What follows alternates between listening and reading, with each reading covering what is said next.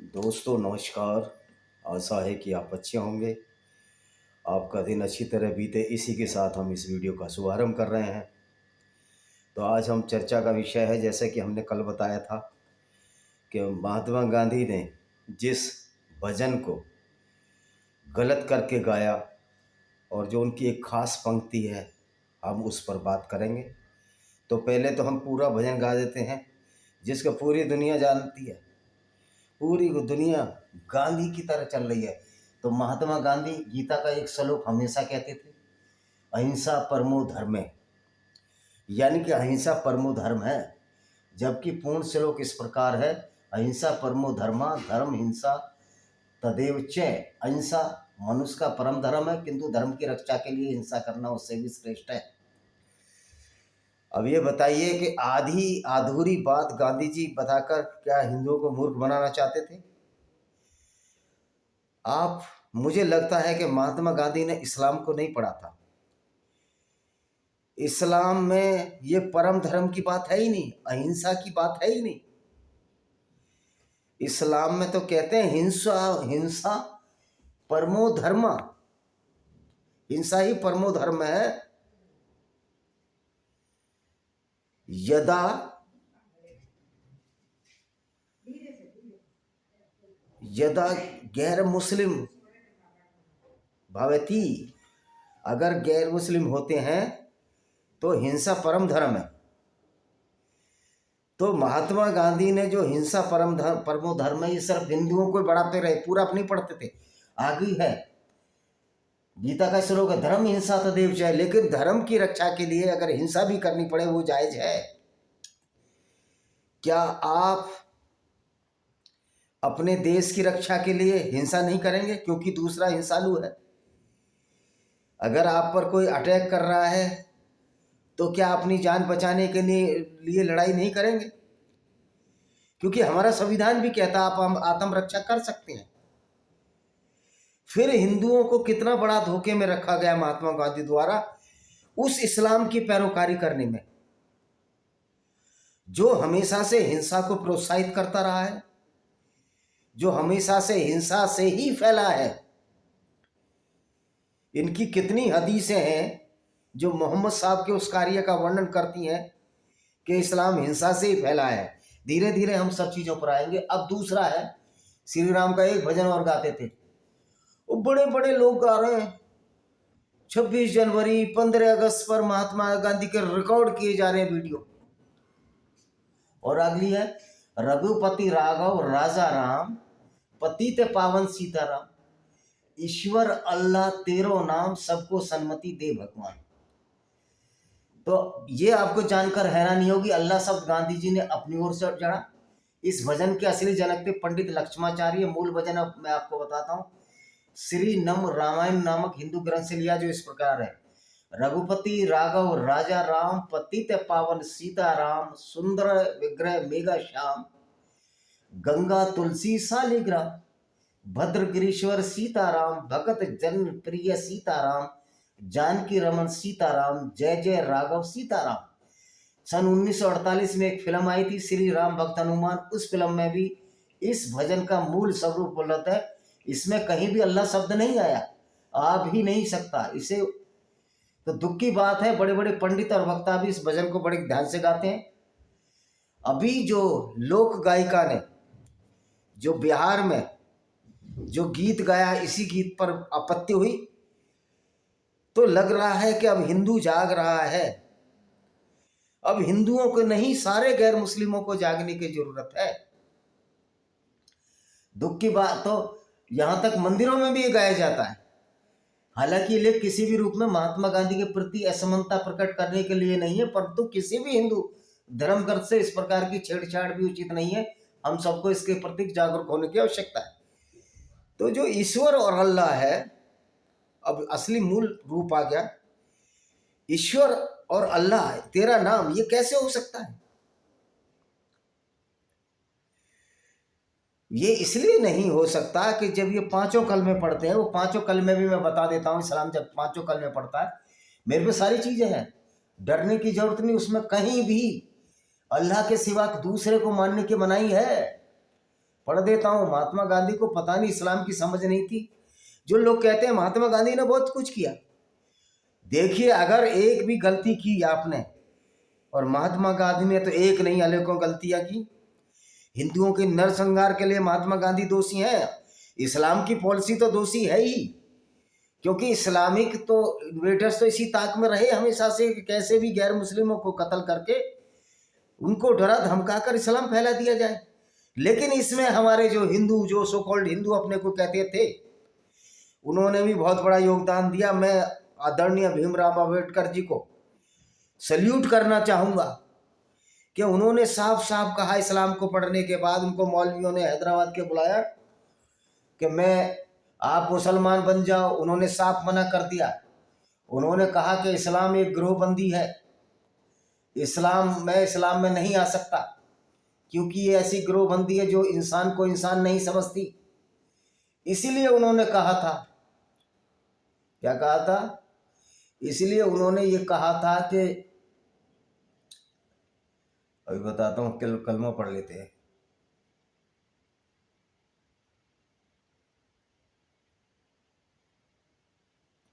चलो कलमा मैं निकालता हूँ जब तक।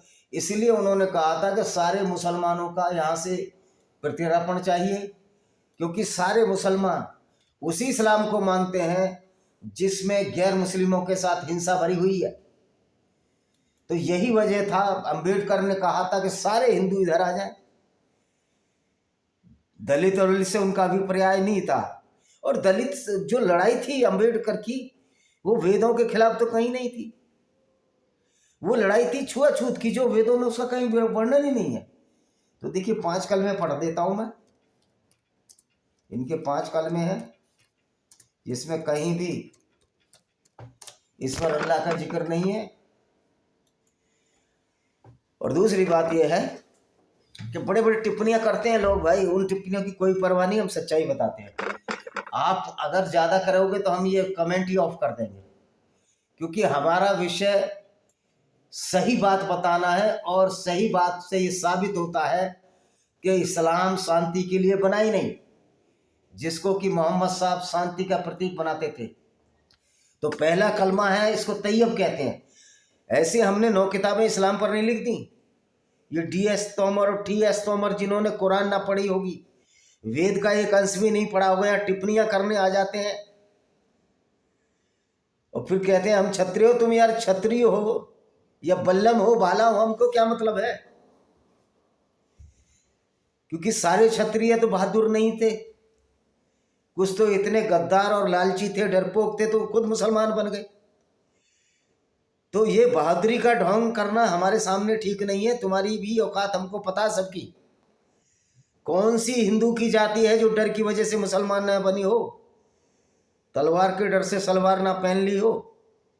इन बातों को ना उठाओ तो अच्छा है। आप हिंदू हो अभी भी, मैं आपकी बहादुरी को सलाम ठोकता हूँ, लेकिन आप सबकी ठेकेदारी नहीं लो। कोई भी समाज पूरे लोगों की ठेकेदारी नहीं ले सकता, इसलिए आप चुप रहो। अगर इसको ज़्यादा कमेंट करोगे तो फिर मैं सबकी एक तरफ से, हिंदुओं में जो कन्वर्टेड हुए उन बहादुर जातियों की भी पोल खोल दूंगा। फिर मैं सबको पूरा इतिहास पता है, इसलिए ज़्यादा मत खुलवाइए।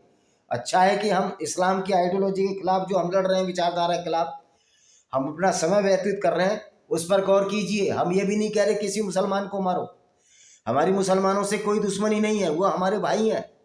लेकिन उन्होंने एक ऐसी गलत राह पकड़ ली है जिसको हम इस्लाम कहते हैं, जो कि आदमी को, अच्छे भले आदमी को भैंसी और दरिंदा बना देती है। मैंने तो हर बार कहा है, जो मुसलमान हिंदुओं से प्रेम करना चाहता है, ईसाइयों से प्रेम करना चाहता है, वो इनके प्रॉफिट मोहम्मद से भी अच्छा है। आज नहीं तो 100 साल बाद ये बात समझ में आएगी, जो मैंने कहा वो सत्य है। तो देखिए पहला कलमा है, तजुर्मा अल्लाह के सिवाय कोई माबूद नहीं है, ला इलाहा इल्लल्लाह मुहम्मदुर रसूलुल्लाह, और हज़रत मोहम्मद सल्लल्लाहु अलैहि वसल्लम अल्लाह के नेक बंदे हैं। तो हज़रत मोहम्मद उनके पैगंबर हैं, अल्लाह का नेक बंदा है। अब ये बताइए, जब अल्लाह का नेक ही बंदा है, तो अल्लाह का नेक बंदा तो लूट मार करते थे, मोहम्मद साहब तो काफिले लूटते थे। तो अल्लाह जब ऐसे नेक बंदों को पसंद करता है, तो क्या जो वेदों में वर्णित है ईश्वर जो दुनिया को बनाने वाला है, उसने तो कल मैंने बताया कि घोड़ों को मारने, गायों को मारने, किसी भी जानवर को मना किया मारने के लिए। उसने तो पूरी दुनिया को वसुधैव पर कुटुंबकम की भावना का परिचय दिया है। तो फिर अल्लाह और ईश्वर एक कैसे हो जाएंगे? जो गांधी जी के भजन में गाया गया है, दूसरा कलमा है, अशहदु अल्लाह इल्लल्लाह इल्लल्लाहु वा दौला शरीक लहू वसुद्दन अन्न मोहम्मदुन अब्दुल रसूलुल्लाह। मैं गवाही देता हूं कि अल्लाह के सिवा कोई माबूद नहीं, वह अकेला है, उसका कोई शरीक नहीं। अब यहाँ दूसरी बात यह है कि सब इनका कलमा ही कह रहा है दूसरा, जिसको कि हम शाहदा के नाम से जानते हैं या सादत के नाम से जानते हैं। पहला तैयब, दूसरा सादत, कि अल्लाह में कोई शरीक नहीं है, यानी कि अल्लाह में ईश्वर शरीक नहीं है। तो फिर गांधी जी क्या पैगंबर से भी बड़े थे? गांधी जी क्या इस्लामिक सिद्धांत से भी बड़े थे? उन्होंने ईश्वर अल्लाह को कैसे कर दिया? तो गांधी जी की ये पंक्तियां देखा जाए तो दूसरे कलमे का और पहले सारे पांचों कलमे का अनादर करती हैं। जहां इस्लाम कहता है कि हमें कोई भी दूसरा माबूद दुनिया को बनाने वाला, जिसको कि हम खालिक कहते हैं, वो स्वीकार नहीं अल्लाह के सिवाय, तो ये ईश्वर यहोवा याहवे कैसे स्वीकार हो सकते हैं इस्लाम में? लेकिन कुछ मूर्ख हिंदुओं में से ही ऐसी ऐसी टिप्पणियां कर देते हैं। कल एक मूर्ख को पकड़ा गया, वो गालियां दे रहा था, मूल निवासी हम हैं, और अभी कहीं बलिया में कहा उसको जेल में, ऐसे लोगों को जेल में डालिए। ओ भाई, पूरी दुनिया में जो इंसान बना सबसे पहले, जो इसका अफ्रीका के पूर्वी तट से आदमी गया, कोई मूल निवासी आर्य वार्य की ये थ्योरी बेकार बकवास है, बंडल है। ये थ्योरी पाश्चात्य विद्वानों द्वारा आपस में फूट डालने के लिए चलाई गई।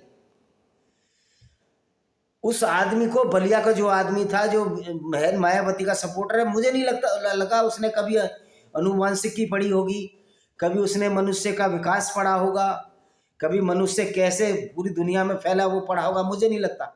वो शकल से ही महसूस हो रहा है इन लोगों को मूर्ख बना दिया जाता है। वो भाई पहला आदमी अफ्रीका का था, अफ्रीका के पूर्वी तट से आया, और सबसे पहले यहाँ आदिवासी आए। ये जो शेड्यूल कास्ट है, ये यहाँ थे ही नहीं। आप इनके नए नक्श लगा लीजिए, शेड्यूल कास्ट के ब्राह्मणों के एक जैसे नए नक्श हैं, इनका डीएनए मिला लिए। जब सबका डीएनए एक है तो फिर तुम भी बाहर से आए हो। सबसे पहला मानव कोंकण के तट पर भारत में आया, फिर तुम अपने को कहते हो कि हम यहाँ के हैं, तो फिर तुम इस जाति, इसमें तुम ब्राह्मण क्षत्रिय शूद्र वैश्य की थैलियों में कैसे आ गए? तो निश्चित तौर पर आप भी यहीं आए थे, और ये शूद्र कोई जन्म के आधार पर नहीं होता। तो दूसरा कलमा हो गया, मैं गवाही देता हूँ कि अल्लाह के सिवाय कोई माबूद नहीं, वो अकेला, उसका कोई शरीक नहीं। मैं गवाही देता हूँ हज़रत मोहम्मद सल्लल्लाहु अलैहि वसल्लम अल्लाह के नेक बंदे और आखिरी रसूल हैं, वो उनके आखिरी रसूल हैं, और कोई अल्लाह के सिवाय इस्लाम में किसी ईश्वर की कोई मान्यता नहीं है। तीसरा कलमा तमजीद बोलते हैं, सुभानिल्लाहि वल्हम्दुलिल्लाहि वला इलाहा इल्लल्लाहु वल्लाहु अकबर वला हौल वला कुव्वत इल्ला बिल्लाहिल अलीज़्ज़िल अज़ीम। अल्लाह पाक है, अल्लाह पवित्र है। क्यों पवित्र है? कि उसने ऐसी फौज तैयार की है जो गैर मुस्लिमों को कत्ल करके सफाई करती है पूरी दुनिया की, और सब तारीफें अल्लाह के लिए हैं। अल्लाह के सिवा कोई माबूद नहीं है। फिर बोला अल्लाह के सिवा कोई दूसरा ईश्वर नहीं है, only Allah is the only God who created this universe. इबादत के लायक तो सिर्फ अल्लाह है, अल्लाह सबसे बड़ा है। कह रहा है इबादत के लायक अल्लाह, और अल्लाह ही सबसे बड़ा है। ओ भाई महात्मा गांधी, कौन से तुम्हारे ईश्वर को इस्लाम मानता है? और किसी में न ताकत है न बल, लेकिन ताकत और बल तो अल्लाह में, जो बहुत शान वाला बड़ा है। ताकत बल अल्लाह में ही है। वो अलग बात है कि अल्लाह मोहम्मद के 2 दांत उहद की लड़ाई में तोड़ दिए, उनको बचा नहीं पाया अल्लाह। ये बात अलग है कि जो ये काला पत्थर हजरे अस्वाद जो चूमते हैं, उसको अब्दुल ताहिर जन्नाती ले गया 20-22 साल, उसके लोगों ने उस पर लेटरिन पेशाब किया। उसके बाद ये अरब वाले लाए उससे, जो यमन का राजा था, वो ले गया, और 3 बार इस काबा पे अटैक हो गए तो नहीं बचा पाया। लेकिन जब इस्लाम नहीं था काबा में, इस्लाम का आविर्भाव हुआ 610 में, तब एक बार फील पाँव, जिस साल मोहम्मद पैदा हुए 570 में, इस पर काबा पर अटैक हुआ। क्योंकि काबा में जब इस्लाम तो था नहीं, वहाँ बहुदेववादी थे, 3 मूर्तियाँ थीं, अल्लाह, अल मन्नात और अल उज़्ज़ा, ये 3 देवियाँ थी बड़ी, उनको पूजते थे। तो जो हाथियों की फौज थी, जिसमें एक अफजल नाम का हाथी था या अकबर नाम का एक हाथी था, उस हाथी का मेरे नाम महमूद नाम का हाथी था, ऐसे कुछ था। तो अबाबिल ने पत्थरों में चौंच गए, गर्म पत्थर डाल डाल के हाथियों की फौज को मार दिया था, जबकि अल्लाह की कोई उपस्थिति नहीं थी वहाँ काबा में। एक भी मुसलमान नहीं था काबा में, 570 में मुसलमान ही नहीं था। उसी साल मोहम्मद पैदा हुए, तब तो रक्षा की, लेकिन जैसे ही इस्लाम आया 3 बार काबा पर अटैक हुए, खून खराबा हुआ, हाजी मारे गए, भगदड़ मची। तो भाई अल्लाह तो बड़ा शान वाला, यही तो शान है अल्लाह की, जो ऐसा पैगंबर दिया जो लूटता था, काफिले लूटता था, जिसको ये मोहम्मद सल्लल्लाहु अलैहि वसल्लम कहते हैं। तो भाई अल्लाह की नज़र में जब मोहम्मद पैगंबर अच्छा है, तो महात्मा गांधी जी मैं पूछना चाहता हूँ, जो लुटेरे को, काफिरों को लूटने वाले लोगों को का अल्लाह और ईश्वर एक हो सकता है क्या?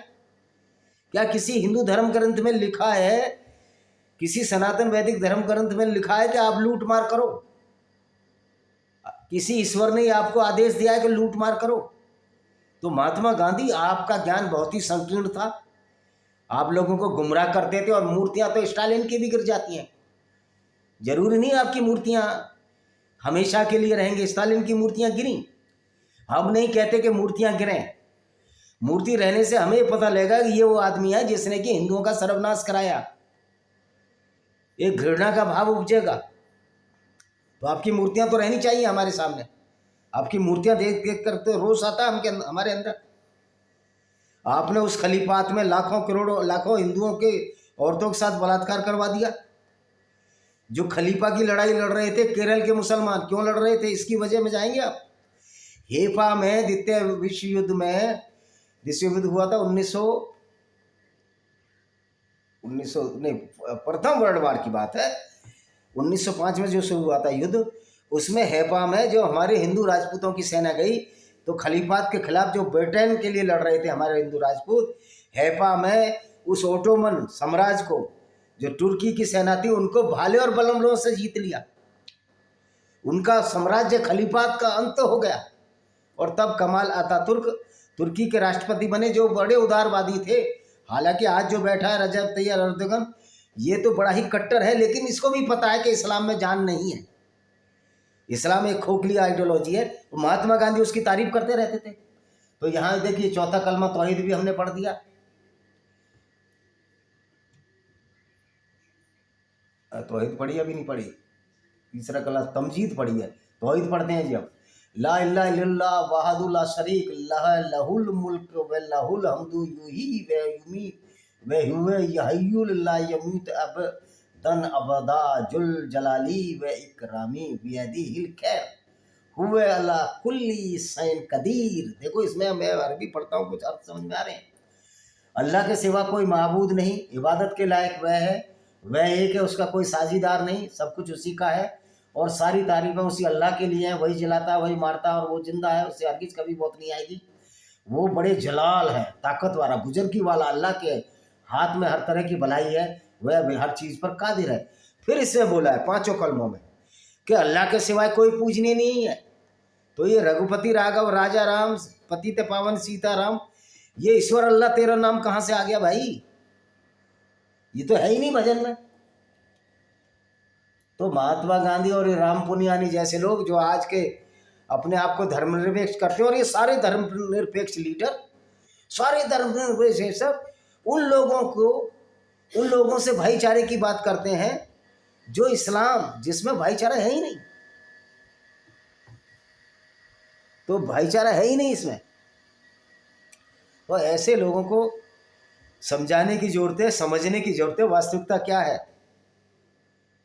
आप अगर गलत बोलेंगे, लोगों को भरमाएंगे, तो आपकी क्या औकात होगी। आज महात्मा गांधी के जो आलोचक बढ़ रहे हैं, इसलिए बढ़ रहे हैं कि लोगों में शिक्षा का प्रसार हुआ, और इस्लाम की जो भर्त्सना की जा रही है, इसलिए की जा रही है। अब हम पढ़ रहे हैं खुद, और भाइयों मैं तो अरबी भी सीख रहा हूँ। आज 14वां दिन बहुत कुछ सीख लिया, वर्णमाला आ गई है, और मायने वोकैबुलरी तो मेरे पास पहले ही है। तो अब इस पर भी मौलानाओं को मैं चैलेंज देता हूँ कि अगर आपको कुछ करना है, बहस मुआवजा करना है, तो सामने आके कीजिए। वैसे मौलानाओं की क्या दुर्गति होगी पूरी दुनिया के मौलानाओं की। आज मौलाना भी इस्लाम छोड़ रहे हैं। आज करोड़ों लोग इस्लाम को छोड़ चुके हैं, और एक महात्मा गांधी थे जो वैसे तो प्रणेता बनते हैं, आज़ादी के प्रणेता थे। जब क्लेमेंट एटली प्रधानमंत्री बने, जब उनसे पूछा गया गांधी जी के बारे में क्या कहते हो, आपने आज़ादी क्यों दी, कह रहा हम सुभाष चंद्र बोस से डर गए थे। जब पूछा गांधी जी, कह रहे वो तो हमारा आदमी था। तो गांधी तो एक अंग्रेजों का पिछलग्गू था। और जो वीर सावरकर को गालियां देते हैं, मैंने एक किताब लिखी है, discriminated Hindus, paranoia of cults, और ये पैनोरमा ऑफ इंडियन डेमोक्रेसी। उसमें साफ है कि नेहरू ने तो 14 दिन की जेल काटी, तो इनके पिता मोतीलाल नेहरू ने एक लेटर लिख दिया, पंजाब के किसी हिस्से में जेल काटी, अंबाला या पटियाला, ये याद नहीं है, किताब में है। लेकिन वीर सावरकर ने तो कितनी बार जेल काटी। तो वीर सावरकर उंगली उठाने से पहले, जिसके घर पत्थर के शीशे के होते हैं, वो दूसरों के घरों पर पत्थर नहीं फेंका करते। एक मनमोहन सिंह थे, उनके बड़ा गुणगान हो रहा है, भाई वो आदमी विद्वान है। अगर मैं विद्वान हूँ और मेरे नीचे भ्रष्ट हो रहा है, मेरे पास पावर है, तो मैं ताकत से उस भ्रष्टाचार को रोकूं। तो विद्वान, इन किताबी बुकिश नॉलेज का क्या मतलब है, जब एक्चुअल में वो नॉलेज काम नहीं लाई। सबसे ज्यादा भ्रष्ट प्रधानमंत्री ये रहा। आज मर गए तो दुनिया को मरना, कोई मनमोहन सिंह अनोखा नहीं मरा। ऐसे बहुत मरेंगे और आएंगे और जाएंगे। क्या और लोग नहीं मरे थे जिस दिन मनमोहन सिंह मरा? और ऐसे भ्रष्ट प्रधानमंत्री के लिए जमीन छोड़ी जाएगी, उसके लिए लड़ाई लड़ रहे हैं। तो ये हम पब्लिक को समझना होगा कि नेता भ्रष्टाचार को किस तरह आप में पनपाते हैं और किस तरह चोर चोर मौसेरे भाई होते हैं। एक आध उदाहरण छोड़ दीजिए, लाल बहादुर शास्त्री जैसे लोगों को, या दूसरे गुलजारी लाल नंदा जो कार्यवाही प्रधानमंत्री रहे, अच्छे लोगों की तादाद अभी बहुत कम है। पब्लिक को समझना होगा, पब्लिक के हाथ में हंटर है। पब्लिक वो हंटर है जो किसी भी शेर को नचा, जिससे हंटर से शेर डरता है, अपने पालक से, प्यार से। लेकिन इनको प्यार की आवश्यकता नहीं है, इन लोगों को हंटर की आवश्यकता है। किन लोगों को? जो बेईमान और भ्रष्ट है। ईमानदार लोग तो वैसे ही आपका काम कर रहे हैं। मोदी जी पर आप बताइए, करप्शन का, पर्सनल करप्शन का कोई आज चार्ज है? मैं बीजेपी का आज तक मेंबर नहीं हूं, आपको समझ में आ जाना चाहिए। तो अब 5वां कलमा है, इसको इस प्रकार कहते हैं, अस्तगफिरुल्लाह है रब मिन कुल्ली जामिन अजनबतहु अमदन अब खंत अन सिर्रन ओ अलानियतव अतूब इल्लहि मिनज जामिल लजीजा अल अलुमी इन्नक अंतु अल्लमुल गयूबी व सत्तारुल अरूबी व गफ्फा रुजुनबी वाला हो वला कुवंतम इल्ला बिल्लाहिल अली तलीम।